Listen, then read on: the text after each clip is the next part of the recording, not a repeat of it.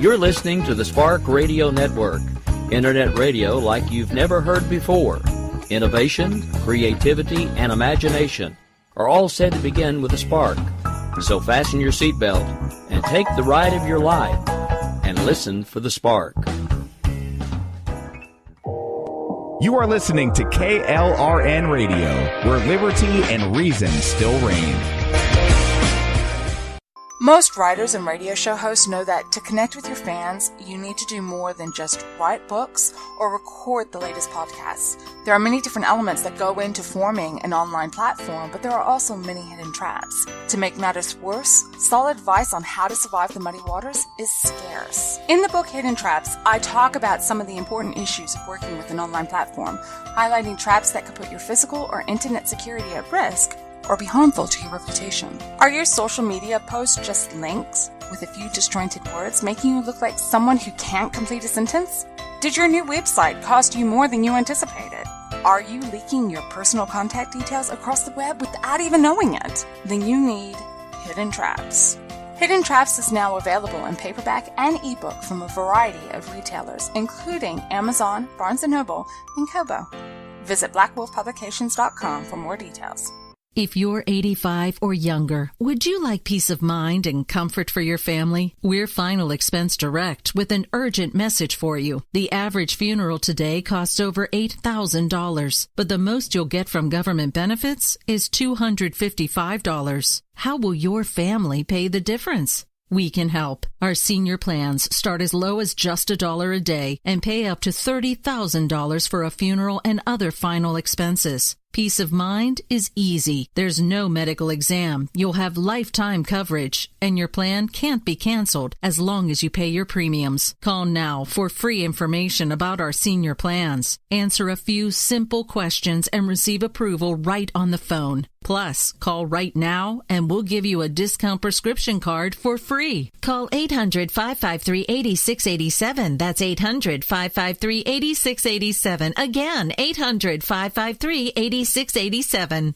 Here's George Foreman with InventHelp. Hi, I'm George Foreman. Do you have an idea for a new product or invention? People ask me all the time, George, how do I get my idea in front of companies? How do I get a patent? What do I do next? Do you have the same questions? I'll tell you like I'll tell them all. Call my friends at InventHelp. Call InventHelp today for free information. InventHelp has been helping inventors for more than 30 years and has sales offices nationwide. InventHelp can submit your invention to companies who are interested in receiving new ideas. If you have an idea and want to try to patent it and submit it to companies, you should call InventHelp today for free information. Listen, I can't guarantee a company will be interested in your idea, but I believe every inventor deserves the opportunity to step into the ring and take their best shot. Put InventHelp in your corner. To get your free inventor's information, call 1-800-353-6490. That's 1-800-353-6490. Again, 1-800-353-6490.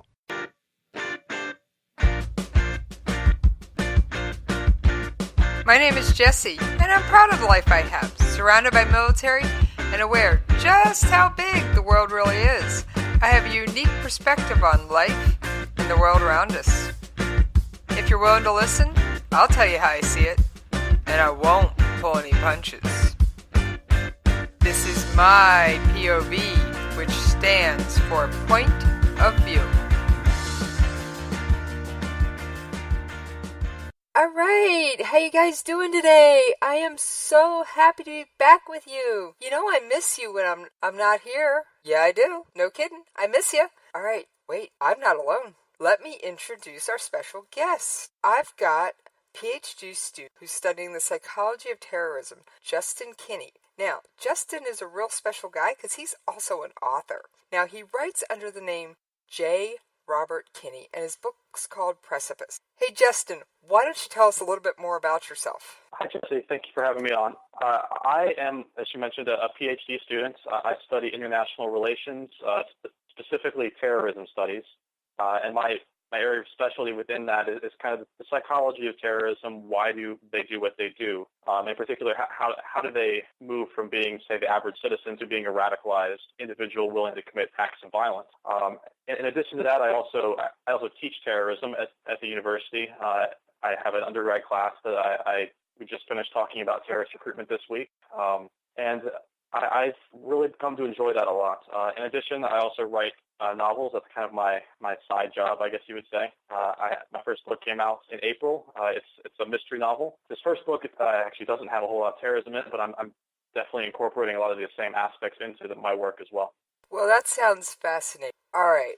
So how did we get where we are with terrorism today? I mean, it used to be when a plane was hijacked, they would demand to be flown to some location, get a ransom, or get refueled and go to another location.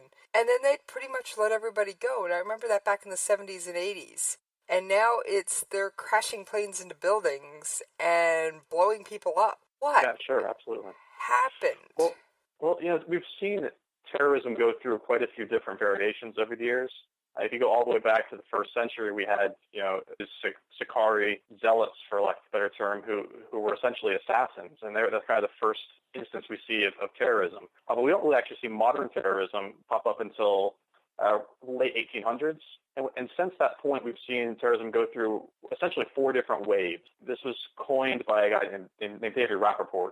He put together the 4 waves of modern terrorism, and he kind of talks about how we've seen terrorism shift basically over the span of 40 years per wave. First, we started off with kind of this anarchist wave that was all about overthrowing the government. I started with the Narodnaya Volya in Russia. It was all about being revolutionaries and kind of destroying bureaucracy and government. From there, we kind of shifted in like the 1920s to a very anti-colonial wave. We saw a lot of terrorism that was focused on overthrowing the colonial masters and kind of trying to gain independence, and that lasted again for about 40 years. And then again, in about the 1960s, we see a big shift as well, and so it suddenly becomes this kind of new left. Everything's being influenced by the USSR and the Soviet Union, starting with kind of the Vietnam War era. And so you have a lot of communist groups around the world kind of taking on a much broader role. But then kind of we've started to see another shift recently in the late 70s and 80s and through today, which is a much more religious wave of terrorism. We've seen this a lot, particularly in the Islamist world. We've seen it in other areas as well. And I think this is kind of what you're talking about, this idea of the ideology becoming so much more important, where we've moved from these simple hijackings to something much more deadly. Yeah, it is. Although when you mentioned the religious thing starting in the 70s, I thought back to Munich massacre at the Olympics. Oh, absolutely, yes. That was kind of a big kicking off point of a lot of it. Actually, you started to see, that was kind of the point where you'd say the shift is kind of between the new left and the religious wave, when I think it was Black September kidnapped those athletes. It was Black September. That's also about the time we started to see terrorism become more international. Prior to that point, it was mostly all focused on very domestic, staying within your own country. But around kind of in that late 60s, there was a Palestinian group that hijacked an Israeli airline in 68. And then again in 72, we started to see this much more international focus on terrorism. That's become even more and more pronounced going into today. Now, obviously, with the Islamic State and ISIS, they've really taken that to heart and become a very international group. Well, like I've told my listeners, ISIS, or the Islamic State, is also referred to as ISIL or Daesh, depending on what news article I'm grabbing and where it's from. They can hear any one of the 3 names. So anybody who's a regular listener to the show does know all 3 most common. Great. So I have at least tried to educate them that far. That's awesome, yeah. But what would make a person, we'll say from the United States or even the United Kingdom, pick up and go over and join ISIS or become radicalized to where they're willing to blow themselves up? I mean, it just boggles my mind. I mean, yeah, America is one of the greatest countries on the planet. She has her faults. All countries give all that up for this terrorist group. Well, that's kind of the big question, isn't it? I think it's something that, at least in my world, in political science, almost every researcher in the field is trying to solve this problem. And frankly, there's a lot of arguments out there, and there's a lot of things going in all different directions. It's usually ordinary people. These aren't people who have histories of mental illness or anything else. But there are some common threads that seem to pop up. In particular, some sort of personal trauma in their past. It seems very common. And in particular, this is my theory, is that there's usually some sort of developmental setback when they're very young in their childhood, mostly through some sort of lack of familial support. As you're growing up, family is what kind of instills a basic level of trust in the average person. You can trust your mom, your dad, or whoever raised you. But when that trust link doesn't happen or is broken, our psyche experiences a kind of developmental setback, and it often will manifest itself in kind of this anger at authority, and that kind of internal grievance that you see very common in terrorists, and actually all forms of crime, serial killers and other criminals as well. But this kind of rejection of authority, anger at authority, will lead to this adoption of identities that society might deem bad or negative, and that makes them particularly vulnerable and susceptible to a group that comes in and provides them with an identity and a sense of belonging, a family. And you see this a lot of times with these individuals, particularly the young ones, it's kind of before they've established a personal identity of who they are as a person, and they're seeking. And I think everyone goes through this at a certain point. We all want to decide who we are, and when a group comes along and says, this is a meaning for your life. I'm going to give your life meaning, and it's a meaning to the point where you're willing to die for it. That's a powerful tool. Now, that doesn't always answer the question of why some people do that and others don't. But I think that's a really good starting point. That is a starting point. People are looking for identity. That is a starting point. It made me think of the gang violence that we have here in the United States, and also Black Lives Matter, and also the Islamic State and Al-Qaeda and Al-Nusra and all those. As it made me kind of look at them all as more of a whole than, all right, this is a domestic U.S. problem, this is a international issue, this is, it made me kind of take a step back and go, wait a minute, you could apply some of that to gangs, you could apply some of that to Black Lives Matter, you could apply some of that to the Weather Underground. Absolutely. I would even throw in religious cults and trans-criminal organizations like mafia-style groups. It's all about the family and this kind of structure that they give people. Like I said, I'd never thought of it in those terms. That really makes me take a whole new look at terrorism. I always thought it was the guy over in the Middle East who drives a bomb-laden car in front of a police station and blows himself up, or the guy that crashes a plane, the World Trade Center, the Pentagon, what have you. I never really thought about the smaller, less common, for lack of a term. Yeah, absolutely. I think, and again, this is kind of on my personal research, but I think a lot of these things stem from very similar grievances. Now, why one person goes and joins a gang versus why one becomes a terrorist may be a different question, but I think they all stem from this kind of sense of people needing a place to belong. They need some meaning in their life, and some people, for whatever reason, get that in bad places. Yeah, and that is just, like I said, it makes me rethink a lot of it. I don't know where to start with it, but so what have you discovered that makes you say it's, there was a lack of trust with authority when they were young? What brings you to that conclusion? Sure, and this is still ongoing research, so I'm still speaking on this. But I think a lot of times when we look into the backgrounds of these groups, we start to see some common threads, and I think there's, particularly the terrorists we've been able to talk to, which admittedly there's some bias there because those are the ones that we've caught. They're the bad terrorists. So there's some bias there. But we see a very common thread in psychology where there's this lack of trusting in authority. And I have a background in psychology. I actually have a master's degree in forensic science as well. So I've studied serial killers and other forms of criminals. And I started to see a lot of very similar trends in terrorism psychology that I was seeing in these serial killers in particular, but other forms of crime as well. And I started to kind of wonder if they were related. And I think as the farther I get into it, the more I see correlation there. So I'm still working on what makes somebody do one versus the other. But the more I research, the more similarities I see. So you're seeing a lot of similarities between the psychology behind a serial killer and the psychology behind a terrorist. In certain areas, yes. There's things like this personal trauma in the past and this anger at authority. Kind of an ability to switch off empathy so that they can dehumanize the people that they're attacking or killing. In particular, I mean, this is it's a very emotional based thing, and you see very similar mindsets when it comes to who they blame kind of shift of blame from themselves to others. You know, it's not my fault. Somebody's making me do it, or you know, I feel like I have to do it, or it's society's fault for making me do this because they've imposed some sort of grievance on me.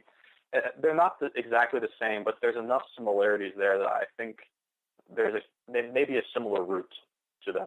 I think that's fascinating. So how would, there's the people, and most notably at the State Department, going, oh, well, if they just had good jobs, that would solve all the problem, and all the terrorism would dry up and blow away. What's your response to a statement like that? Well, you know, I think there is a grain of truth that they're taking in that, in the sense that there are some correlations between, say, poverty and terrorism, and I think there are some individuals, kind of the low-level ground, you know, the foot soldier of terrorism, who may join groups for economic reasons. I don't want to dismiss them. Those people do exist, but to say that terrorism would dry up because they're given jobs, I think is irresponsible. I think that dismisses a lot of the other reasons that people join.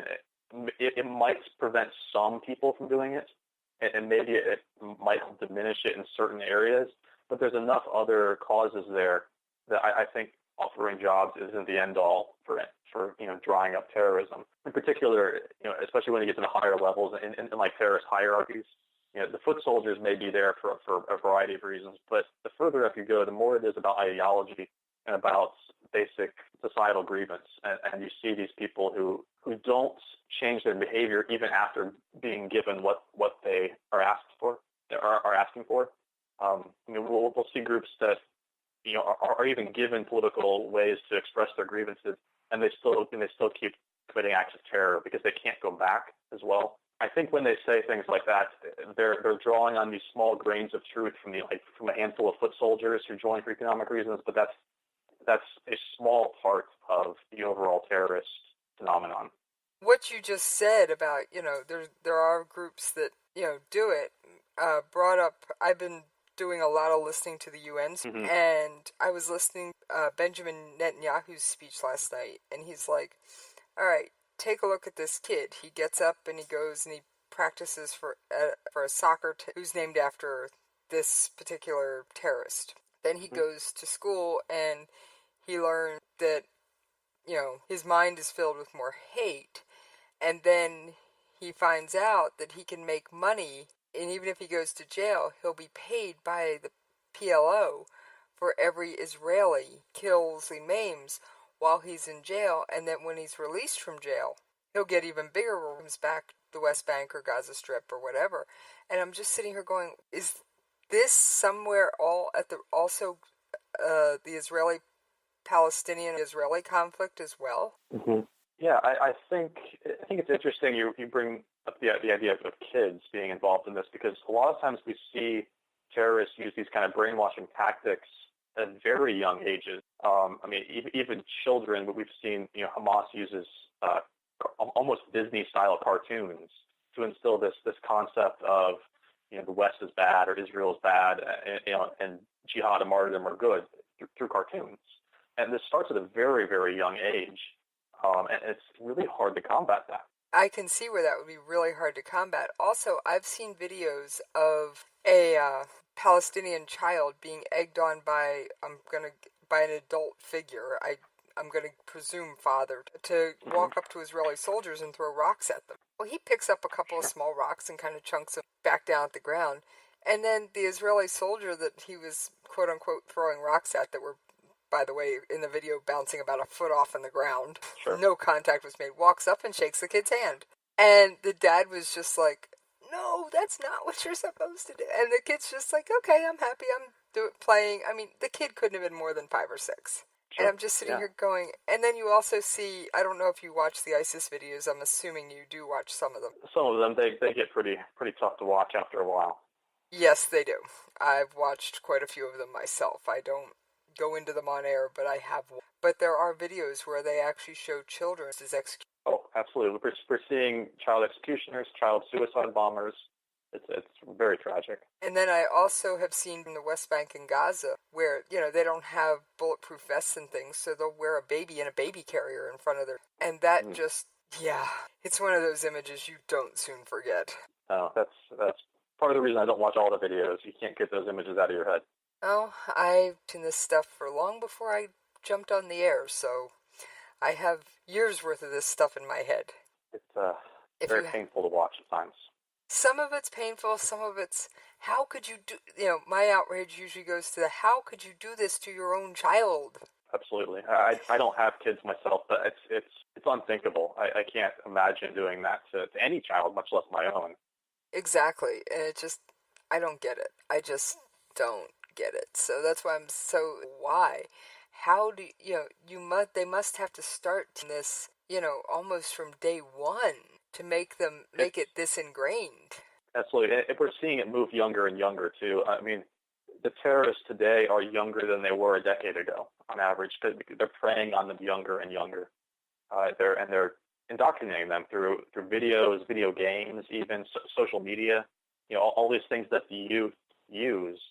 And it's happening from very young children up through adolescence, as they're getting online and searching on social media, and then even into young adulthood. It's happening along the whole process. Wow. I mean, I've read, but I haven't seen a video of this, that the kids over in Raqqa or in ISIS-held territory, when they play soccer, or what they would call football, we call soccer, their ball is actually a decapitation. I've heard that. I have intentionally not tried to look that up, but I've definitely heard that as well. I haven't watched the video on that one either.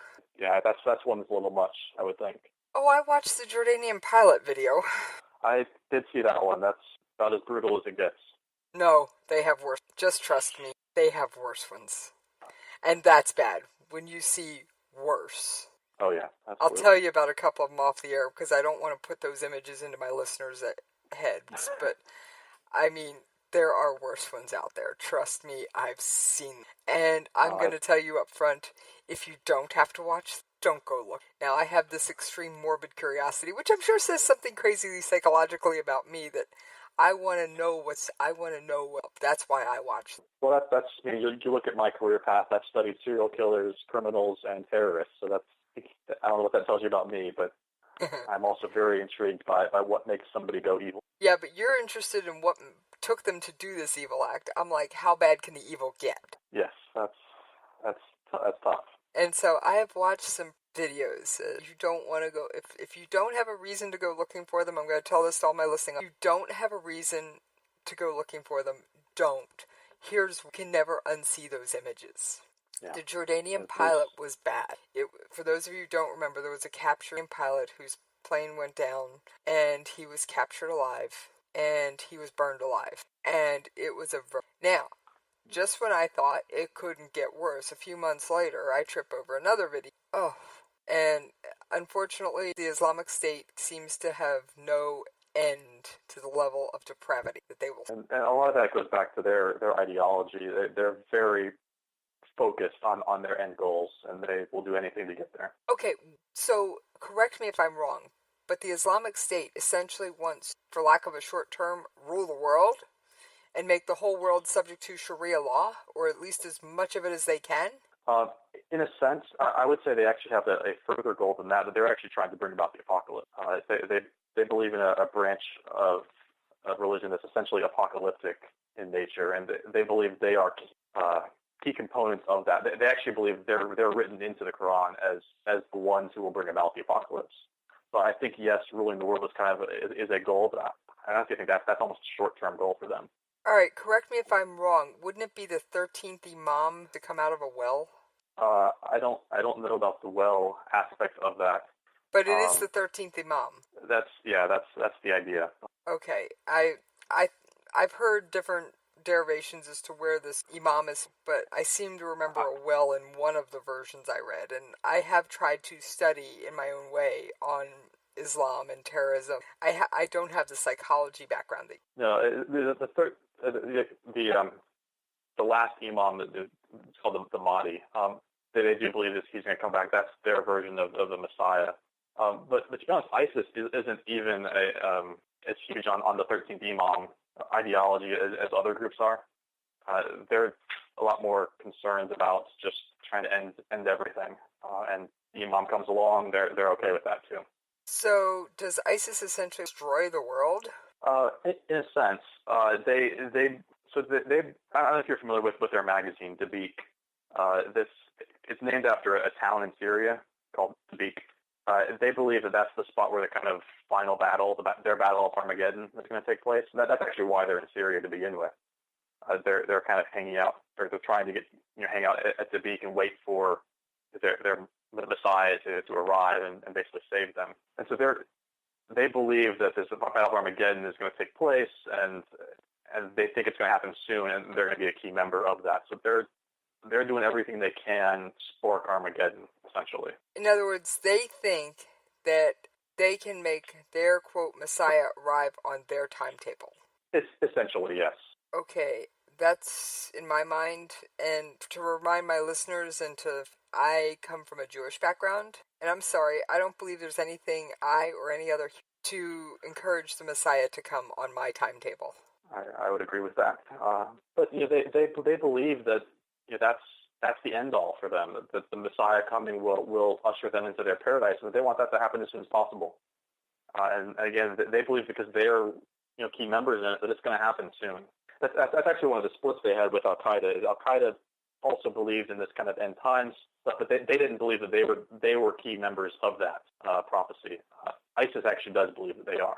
Okay, so that's one of the key splits. What are some of the other key splits? I mean, like ISIS and al-Nusra and Al-Qaeda. What are the differences? Well, ultimately, I would argue there's probably two big differences. One is the ideology. ISIS is much more apocalyptic in nature, much more Armageddon-driven. Al-Qaeda, believed some of this stuff, but they thought it was much more in the future. They were kind of just trying to usher in, kind of a temporary, Islamic state where they were, whereas ISIS said it's coming now, and we're going to bring it about, and we're going to be the ones to start it. And so I think that ideology was a big shift. But they also split from Al-Qaeda when Al-Qaeda essentially decided that this kind of splinter group was too extreme. They were introducing things like slavery and slave markets. They reintroduced crucifixion as a punishment, as well as, I'm sure you know, just as well as I do, some of the other horrific things they've done. Essentially, Al-Qaeda decided that ISIS was too violent for them, and they split. And ISIS was not happy. They saw Al-Qaeda as kind of almost too, in a sense. Okay, that's bad when one terrorist group says to another terrorist group, "You're too violent." Yes, and that's essentially what happened. Is they decided that the acceptable levels of violence were different. And Al-Qaeda, as you know, is not peaceful by any means, but ISIS went well above and beyond that.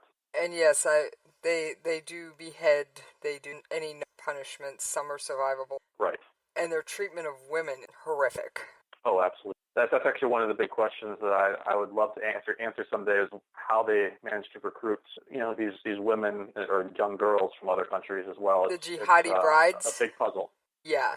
Why would a young girl leave her life in the United Kingdom and travel through Turkey to Syria to become a jihadi bride? I cannot comprehend. It's a real puzzle. I don't have the answer for that. So I'd love to figure it out someday. If you ever do, please let me know. I'd love to have the answer to that one myself. I will let you know. Because that would be a major piece of the puzzle, I think. Absolutely. Actually, if you go back for a second to those 12 or 13 imams. Yes. ISIS actually believes that al-Baghdadi is number 8 of those. So they do believe there's still a couple more to come, but they believe they're coming very soon in quick succession as well. So if we took out al-Baghdadi, would that only help them in towards their prophecy, or would that hinder them? They would see that as helping them in a sense. And actually, that's part of the problem we're running into, is even killing them fits into their prophecy, because they believe right before end times happen, they're going to be beaten back pretty badly and kind of be on their last, hanging on by a thread. And that's when their Messiah will arrive and save them. So even starting to kill some of them actually fits into a lot of their ideology as well. And yes, killing Baghdadi would actually, in their opinion, move us one step closer, because we'll be moving on to number 9. Okay, that's kind of... So they it's a very difficult thing to come back. So I've heard that they actually are trying to draw the U.S. into a ground war in Syria. And is that why? So that we can kill them and beat them back so that hopefully their Messiah will come and save them? That would be my best guess. It's hard to tell. I do think there is a kind of more ground ideology that they just are anti-Western. If they can draw us there, they can kill us there. They don't have to come to America to kill us if we're willing to go there. So I think there's that element as well. But I do think there is this kind of greater ideology where they're focused on this eschatology of end times, and by going there, I think they see that as a fulfilling of a prophecy. And that's actually why, if you remember Peter Kassig, he was kind of the first American killed over there. He was actually buried in this town where they believe Armageddon is going. So we actually do know where he's buried. I don't know if we know the exact location, but we know the city anyway. That's. I'd love to see his body recovered, but. All right, I'm going to ask you to hold your thoughts for just a moment, Justin, while we commercial break. Sounds good. Most writers and radio show hosts know that to connect with your fans, you need to do more than just write books or record the latest podcasts. There are many different elements that go into forming an online platform, but there are also many hidden traps. To make matters worse, solid advice on how to survive the muddy waters is scarce. In the book Hidden Traps, I talk about some of the important issues of working with an online platform, highlighting traps that could put your physical or internet security at risk or be harmful to your reputation. Are your social media posts just links with a few disjointed words, making you look like someone who can't complete a sentence? Did your new website cost you more than you anticipated? Are you leaking your personal contact details across the web without even knowing it? Then you need Hidden Traps. Hidden Traps is now available in paperback and ebook from a variety of retailers, including Amazon, Barnes & Noble, and Kobo. Visit blackwolfpublications.com for more details. If you're 85 or younger, would you like peace of mind and comfort for your family? We're Final Expense Direct with an urgent message for you. The average funeral today costs over $8,000, but the most you'll get from government benefits is $255. How will your family pay the difference? We can help. Our senior plans start as low as just $1 a day and pay up to $30,000 for a funeral and other final expenses. Peace of mind is easy. There's no medical exam. You'll have lifetime coverage, and your plan can't be canceled as long as you pay your premiums. Call now for free information about our senior plans. Answer a few simple questions and receive approval right on the phone. Plus, call right now and we'll give you a discount prescription card for free. Call 800-553-8687. That's 800-553-8687. Again, 800-553-8687. Here's George Foreman with InventHelp. Hi, I'm George Foreman. Do you have an idea for a new product or invention? People ask me all the time, George, how do I get my idea in front of companies? How do I get a patent? What do I do next? Do you have the same questions? I'll tell you like I'll tell them all. Call my friends at InventHelp. Call InventHelp today for free information. InventHelp has been helping inventors for more than 30 years and has sales offices nationwide. InventHelp can submit your invention to companies who are interested in receiving new ideas. If you have an idea and want to try to patent it and submit it to companies, you should call InventHelp today for free information. Listen, I can't guarantee a company will be interested in your idea, but I believe every inventor deserves the opportunity to step into the ring and take their best shot. Put InventHelp in your corner. Get your free inventor's information. Call 1-800-353-6490. That's 1-800-353-6490. Again, 1-800-353-6490. All right. Thank you guys for hanging in there with me over that commercial break. And yes, my guest, Justin Kinney, is still with us. And we are still discussing terrorism in all its ugly psychology forms and why the different splits and all those other crazy questions never always wondered about but never dared research. Well, Justin has saved all of us the trouble in doing the research for us and happy to share his knowledge. So... Happy to be here. Oh, I think you're a fascinating guest. So what's the difference? We hear about the Haqqanis and Al-Qaeda and ISIS. Now, we've already said ISIS is by far the most violent of the group. But what's the difference between like Haqqani and Al-Qaeda? Now, I've heard, and the Taliban. I've heard Haqqanis described as 80% mafia, 20% terrorist. Yeah, I think that's probably a fair estimate. They're much more of a network, more so than a terrorist group. You almost see them as kind of a family-like structure, and there's certainly I'd use your term mafia-like in that sense, whereas Al Qaeda is kind of set up in a very different form of hierarchy. And the Haqqani group is actually named after a family called the Haqqanis from I think they're southeastern Afghanistan. I believe you're right on that. And there is actually one of them I read who's facing a death sentence, and I don't recall the top of my. Let me see if I can Okay, I'm going to read you part of this article, Justin. Not going to go over the whole thing. It's from the Daily Pakistan News. Okay. Or Daily Pakistan Global, rather. And the article is dated August 29th, so it's relatively... It says Kabul. A court in Afghanistan has sentenced Haqqani network Anas Haqqani to death. A section of media quoted Basar Aziz, spokesperson for the office, at a primary death sentence, brother of guerrilla commander Sirajuddin Haqqani. Anas was captured by the United States after he visited Qatar in October. The spokesman, however, was to comment on when, and the sentence came a few months after the Afghan hanged 6 Taliban prisoners in Kabul. Which, of course, the Taliban launched a series of attacks on judges, blah, blah.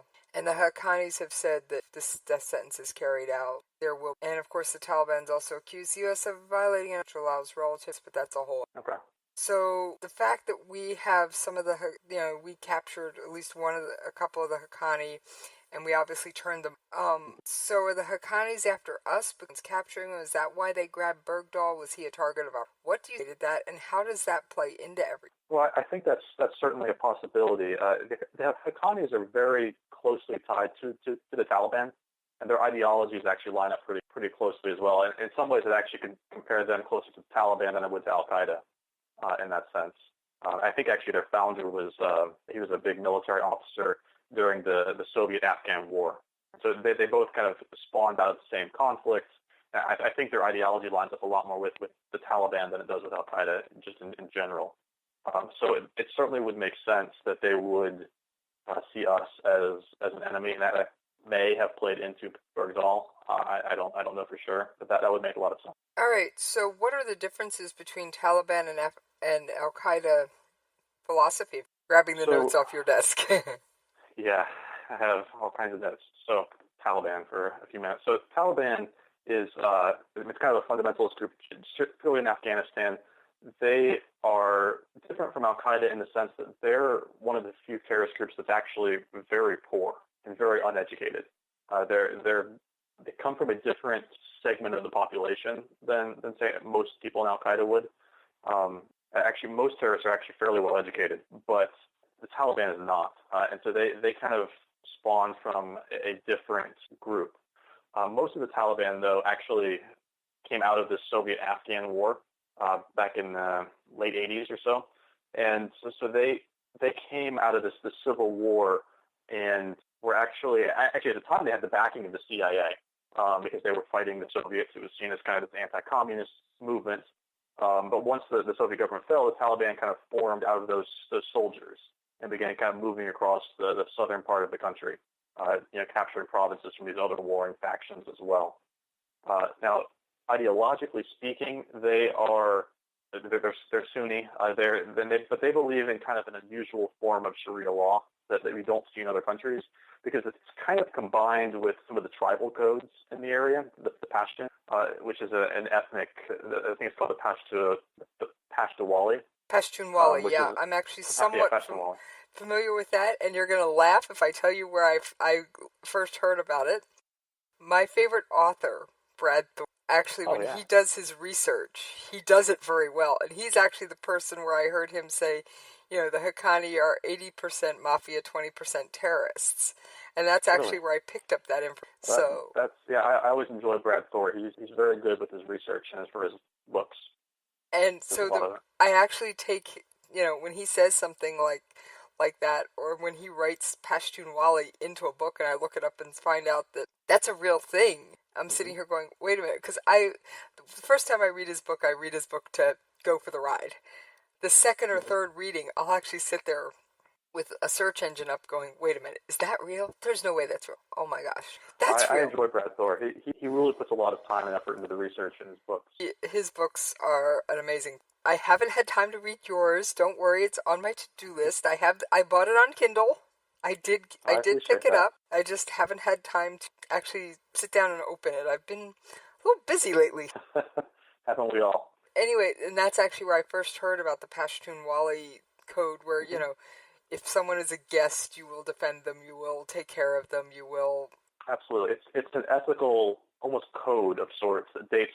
It's a code of honor kind of thing. Times. Yeah, it's a code of honor that goes way, way, way back. And it's they've taken their Sharia law and kind of mixed it with some of these Pashtunwali codes as well. And you said the Taliban are the ones that have the Pashtunwali built in? Yes, yeah. The Pashtun people are essentially in Afghanistan, and so they've influenced their brand of Sharia law. There's actually some influence as well. I'll just throw this out there from a movement from India that actually had some people move into Afghanistan. I think it's called the Deobandi, which is kind of a revivalist movement in India at one point, and they have some influence as well on this form of Sharia law. It's all about emphasizing kind of personal logic and reason. It's more of a school of thought than anything as well. But the Taliban have kind of incorporated both the Pashtunwali and the Deobandi into their version of the ideology. The rest of it is pretty similar to Al-Qaeda and Bin Laden's ideology, but they've kind of twisted that even a little bit further. I'm trying to, you might be able to fill this. Marcus Luttrell, the, I believe, SEAL, the lone survivor of this horrible attack. Yes. Was it the Taliban that... For a second. That, I guess I don't remember off the top of my head. I have to look that up. And you wonder why I do this at my computer. I don't know if it was the Taliban, but there were Pashtun villagers at the very least who were kind of helping. And so it was the Pashtunwali that basically, that code that basically caused him, the Afghan village that saved Navy SEAL. Hang on, this is a article, reasonably sound source, but the Daily Beast is a middle of the road as far as I'm concerned. Facts. They were in the Kunar province along the Pratek. Doesn't say if they were Pashtun, Taliban. I would doubt they were Taliban, but it would not. I do believe they were Pashtun villagers. So in that region, that's a people group in that area. So in the Kunar province, it's very much, from my research, which is nowhere near as extensive as yours. So feel free to correct me if I spout something off. That is a region where Pashtun is very much. Yes, very much. So that region, there's a lot of Pashtun. And so that is probably the Pashtunwali code, for lack of a term, is probably what saved his life. It very well could be. I don't know that they claim that officially, but that makes a lot of sense. This kind of ethical lifestyle code of sorts. Right, and it says that, and I'm looking for a date on this habit. It says that the Muhammad Gulab and his fellow villagers who rescued and protected Navy SEAL Marcus Luttrell remain Taliban targets, but they've never regretted their kindness. I said that makes a lot of sense. The Taliban, because they mixed this Pashtunwali with the ideology of Al Qaeda and Bin Laden, they became very anti-West in the process. But the Pashtun people are not that way for the most part. They're much more along the lines of this Pashtunwali code. Right, and can you explain a little bit more about the Pashtunwali code? A little bit. I don't know a ton about the Pashtunwali. I was going to say, basically, it's a hospitality and protecting your guests and caring for them, I think, were the overall principles. I believe that's correct. I know it dates all the way back to prehistoric times almost. I mean, it's been around forever, and it's all about. It's a very moral sense, self-respect, independence, justice, love, forgiveness, tolerance, those type of things, especially to guests. That's my understanding of it anyway. Okay. It's not a religion so much as a code of honor that they carry with them and has been around for centuries. Right, and it's passed down practice of the tribe, and they're basically raised with, and they don't know it. They would never consider any other way. Yes, it's much like any other culture. It's something that's taught at a young age, and it's been passed down parent to child throughout the years. Okay, well that actually shed some light as to why the Taliban isn't too happy. They've But at the same incorporated time, the some. Taliban incorporates some of these codes into their own ideology, so it's kind of a weird mix. Yeah, it's kind of two sides of the coin, but the front half can get mad at the back half. Yes, in some ways. All right, makes some. All right. So, what is the difference between the Taliban, their Pashtunwali code, and Al Qaeda? Okay, so in general, they are similar. I don't want to say there's too much of a difference there. I mean, they're very similar. They've been heavily influenced by Bin Laden. Bin Laden was actually a fighter in these Afghan wars against the Soviets, so he was there, and he influenced them pretty greatly as well. Which group was he? He was Al Qaeda? Yes, Bin Laden was Al Qaeda.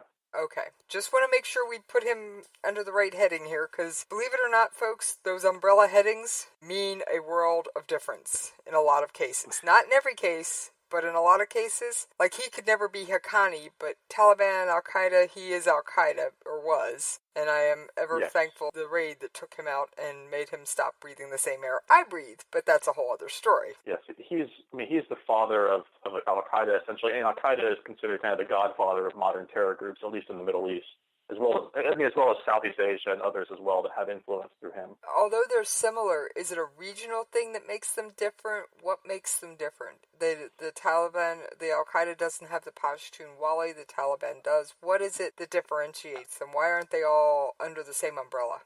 I would say a lot of it is this Pashtunwali code that's in there, but the Taliban is also much more an ethnic or nationalist group. I mean, they have broader goals as well, but Taliban is essentially just Afghanistan for the most part.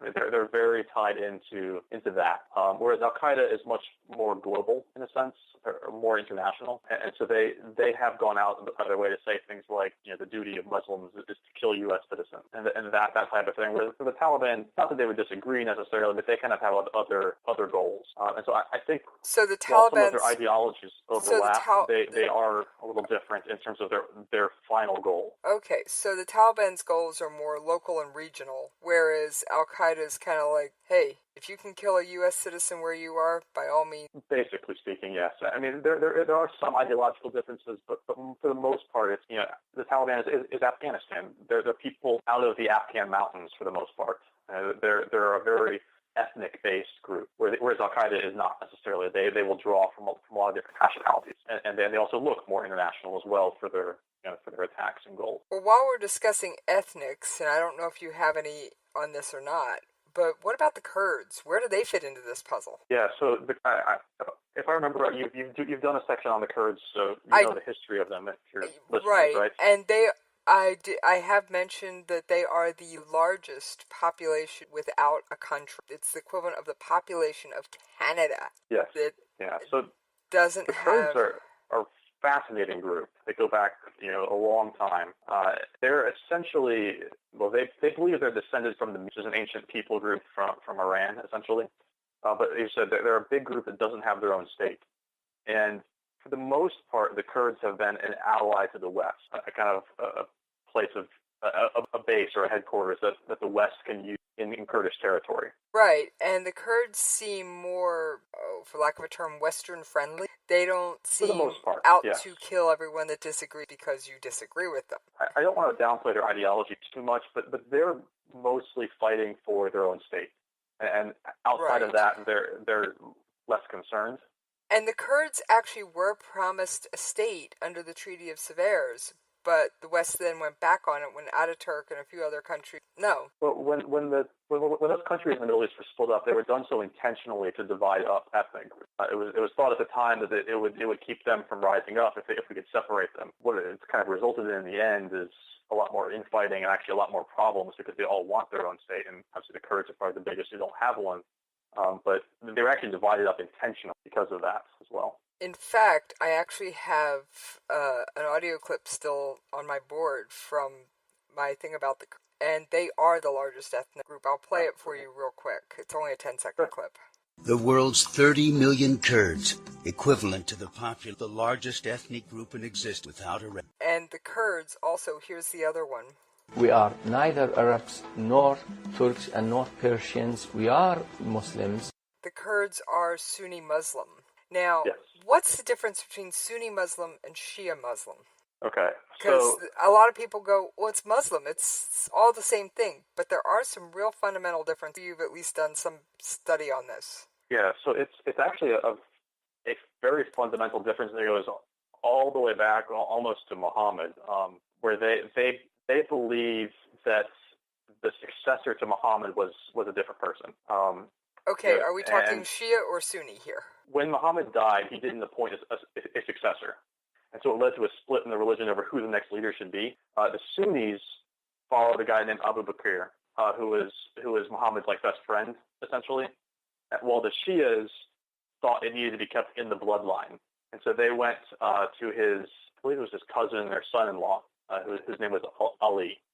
And so that's where the split first started.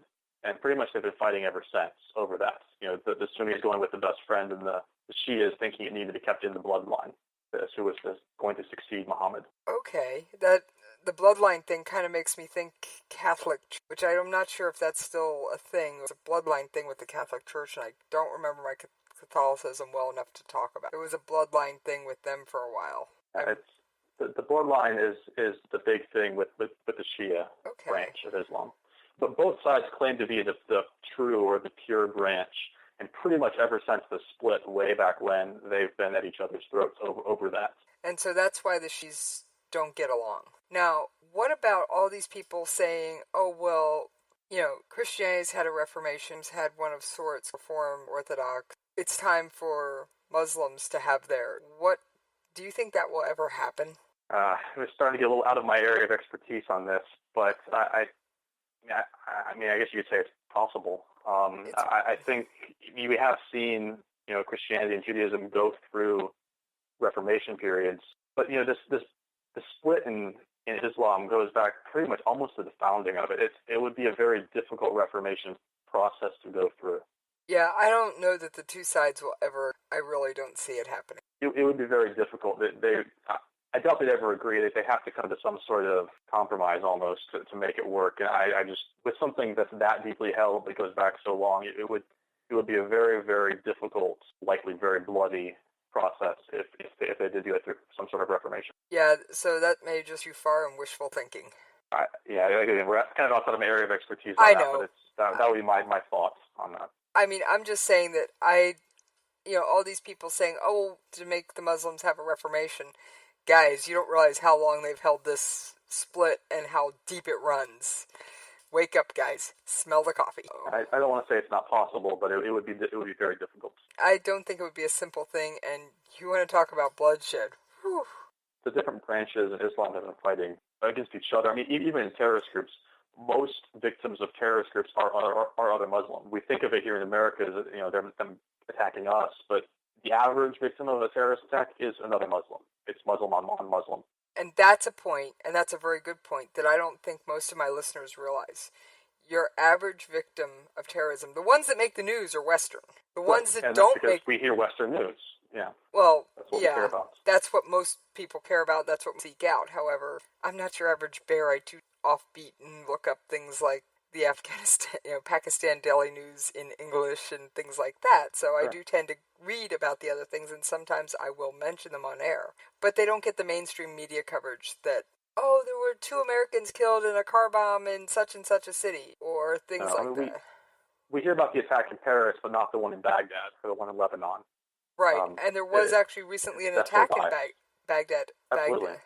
And there was also an attack near Mosul. It was north. I believe it was north. It was west of. Might have been northwest, where our troops were actually. I heard about that.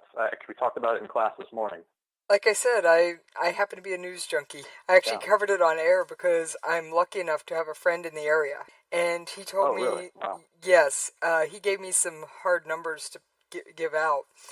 When they're deployed, soldiers are required to have their pro mask or their gas mask on them. You don't go anywhere without it, period, end of discussion. And it's supposed to take you no more than 11 seconds. You basically hold your breath, slap the mask over your head and mouth, pull the straps back, adjust them, clear the mask, and then close your carrier. You do want to try and keep your carrier as clean as possible because eventually that mask is going back in there.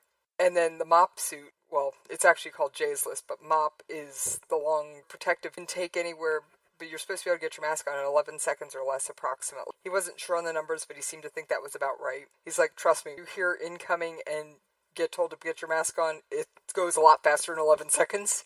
And he said their protective gear, which consists of over gloves, trousers, and a jacket. He's like, we're given 5 to 7 minutes, he said approximately, he thinks. Like I said, he wasn't real sure on what the exact standards were. He's like, trust me, get told to suit up quick because there's been something detected. That suit can fly on. So, and he did also tell me that everyone was potentially exposed, and even a number of others who may not have been directly exposed were immediately sent to decontamination showers. Immediately, and then everyone was later cycled the decontamination process. Wow. Advantages of being a military spouse. You never know where I've got friends hiding. I tell you, that's a real asset. Oh yeah, sometimes it makes for good additions to my stories. What can I say?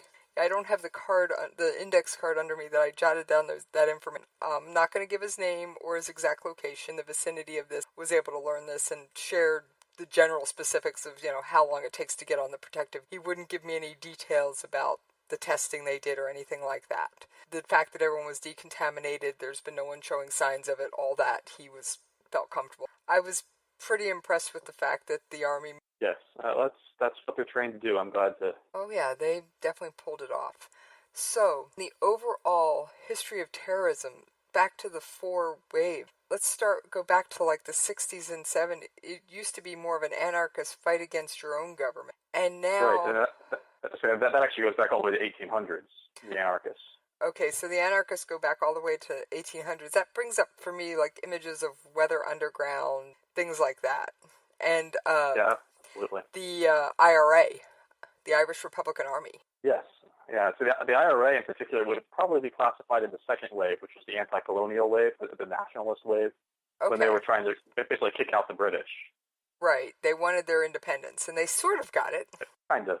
They're still around because they didn't get everything they wanted, but they got some. They got enough to make them stop blowing up nightclubs every other night and having running gun battles in the streets. They got enough to simmer it down to where they're more of a political group than they are terrorist at this point, I'd have to say. At this point, yes. I mean, they're still around, they're still watched, and occasionally something crops up, but they're definitely not at the level they used to be. No, I mean, you don't have to worry as much about an IRA bombing at this point. No, not anymore. Used to be, and I, as being a news junkie, I've gone back through micro news archives and all over the place, looked at all this. So is there any topic you wanted to discuss that we didn't get to? Oh, I could go in a ton of different directions on this. I don't think there was anything specifically. I think we kind of covered a wide range. I think it was I can't wait to have you back again. I think this was a great Absolutely. show. It gives us some broad brushstroke and a basis to build on for another show. That sounds great. All right. Well, thank you very much. Now, before I let you go, as I do with all my guests, why don't you give out any social media or website or any contacts you want listeners to have? Sure. Well, I guess the main place would be on Twitter. I'm on there. I have both a personal account that I use. It's Justin R_Kinney, but I also have an author one that's J. Robert Kinney. I use both of them. Those are great places to find me. Actually, those are probably the 2 best places to reach me right now. All right. And if you have any questions you would like me to ask Justin in a future episode, please email me at jessiespov@klrnradio.com. You can also reach me on Twitter at Jessie's, guess what, Facebook too, Jessie's POV, or you can wander on over to jessiespov.com and hit up the contact form on the website. And if you're another author who's happened to stumble into this show, by all means, hit me up at jessiescoffeeshop.com. Please, I'd love to have you on for a coffee shop interview, and that goes for you, Justin. I would love that. All right. And if your listeners are interested, please check out my book on Amazon as well. All right, and that is under the name of J. Robert Kinney, and the book is called Precipice. Thank you. All right, well, I thank you all for being with me today, and have an outstanding day.